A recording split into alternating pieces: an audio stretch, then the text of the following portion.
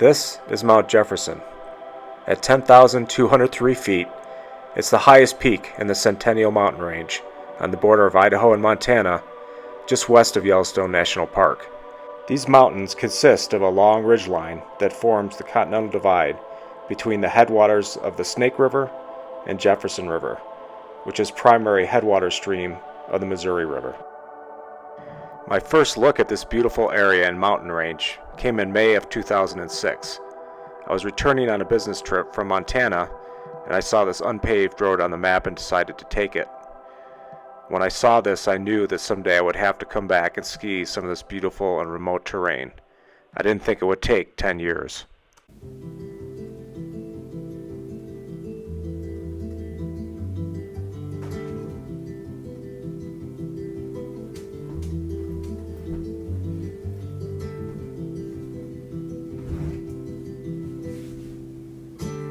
I spent my time watching the spaces that have grown between us, and I cut my mind on second best, all the scars that come with the greenness, and I gave my eyes to the boredom, still the seabed wouldn't let me in, and I tried my best to embrace that darkness in which I swim.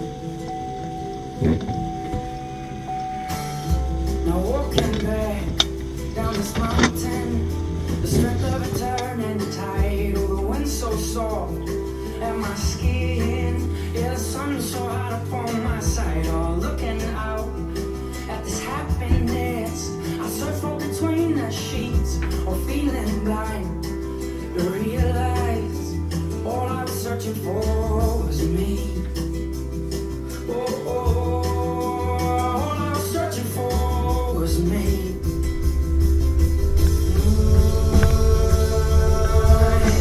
Keep your head up, keep your heart strong. No, no, no, no. Keep your mindset, keep your head low. Oh my darling, keep your head up, keep your heart strong. No, no, no, no. Keep your mindset in your way. Keep your heart strong. I saw a friend of mine the other day, and he told me that my eyes were gleaming. I said I'd been away, and he knew, oh he knew the depths I was meaning, and it felt so good to see his face, all the comfort invested in my soul, to feel the warmth of his smile when he said I'm happy to have you home.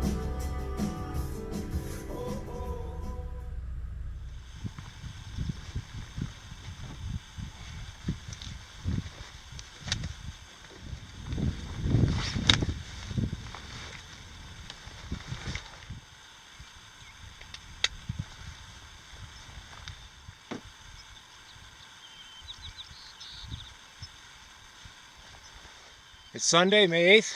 It's Mother's Day. Happy Mother's Day, Mom. I'm at the base of the Centennial Mountains on the Continental Divide. It's basically on the Idaho-Montana border near Yellowstone National Park. This morning I'm going to hike up to Snow and then climb.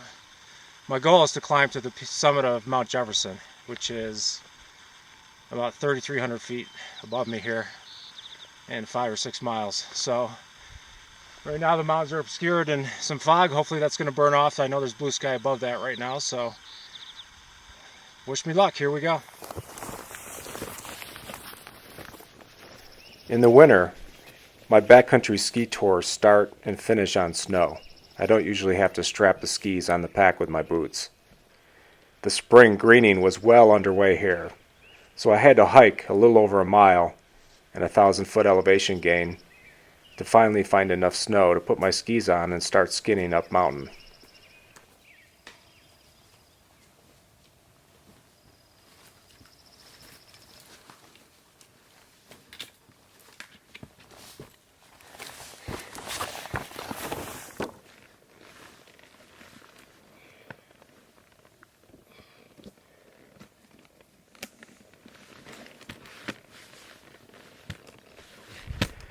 As I put my ski boots on here, I couldn't help but feel I was being watched. and as it turns out, I was right. As I started heading down the scree field towards the snow, I noticed this little guy sticking his head up from the rocks. An American pine marten trying to figure out what the heck I was doing there.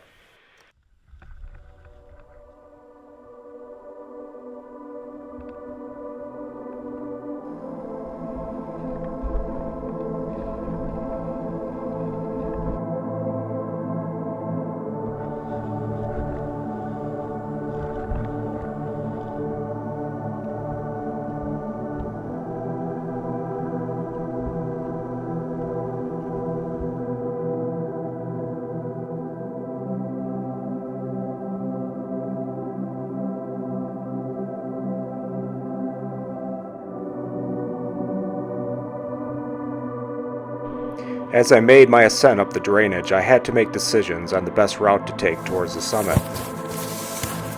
I had plotted a course on my GPS up the bottom of the drainage in the stream bed, but it became obvious that the high west side of the canyon would be a better and more direct route to the summit. This would take me across multiple steep slide paths, but in the spring the snow becomes consolidated and is much safer and less prone to slide. This allowed for a more continuous ascent towards the summit than I was seeing in the bottom of the canyon, where it seemed to be a lot of undulation and terrain. Lots of evidence here of the unstoppable force of moving snow as I moved across these slide paths. And trees bent to the downhill slope, another indicator of trying to survive in a world of moving snow.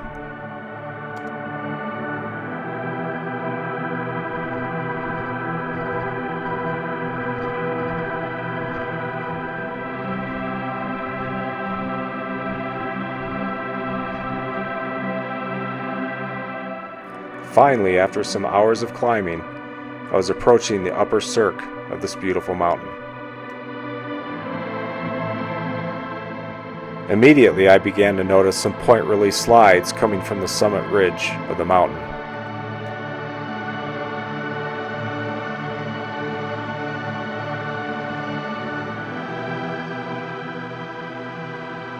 This slide in particular concerned me because it had happened earlier that day, likely the result of a cornice fall onto the snow slope. So I made the decision to ascend this steep ridgeline, using the rock bands above as relative islands of safety as I ascended the ridge. What I found as I ascended was that if I went too far to the right of the ridge, the snow would collapse onto the rock underneath. If I went too far to the left, the snow wanted to slide on the bed surface into the bowl. It gave me a very narrow path, so when I got to this rock band, I stopped.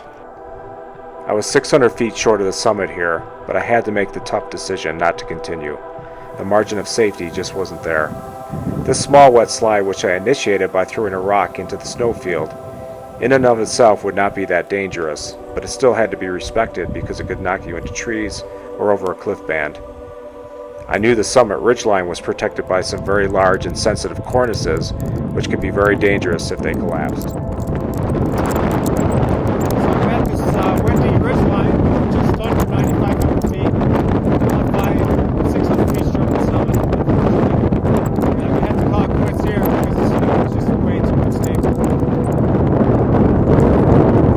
From way down there below. That's where I got to ski to, so I still got plenty of skiing from here. It's been a fun day, good workout, beautiful scenery, and I'm going to ski down from here. I'm going to take it real easy because I want to set this thing tough. I think I got a good run.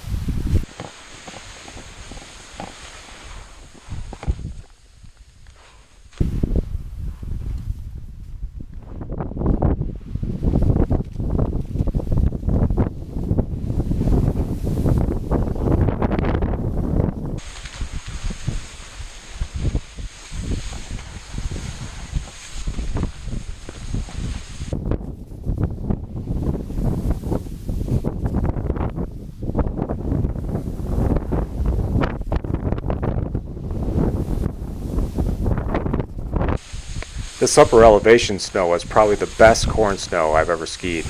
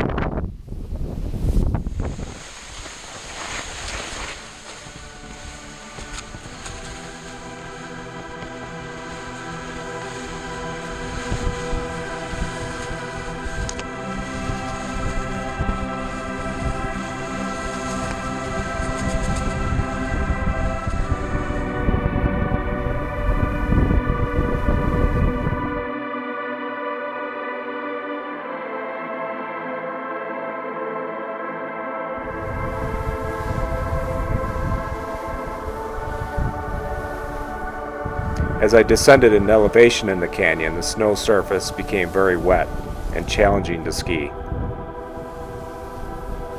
Eventually, I was pushed into the bottom of the drainage to the stream bed, which I found to have open flowing water.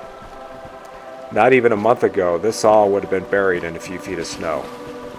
Snowmobilers would take this as their chosen path up the mountain to the upper basin. It looked like my decision not to take this as my ascent route up the mountain was a good one.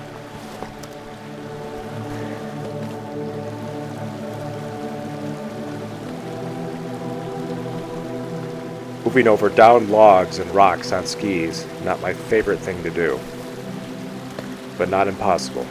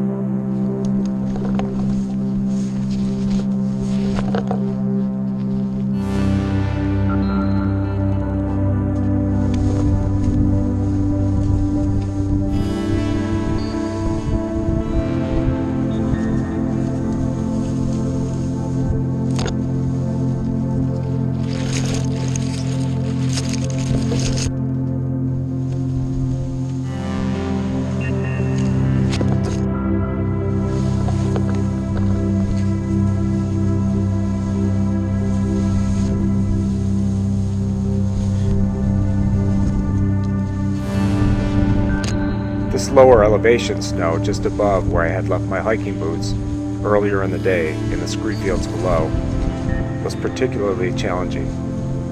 Rocks were sticking through the surface of the snow, and I knew there were plenty more rocks thinly veiled just under the surface.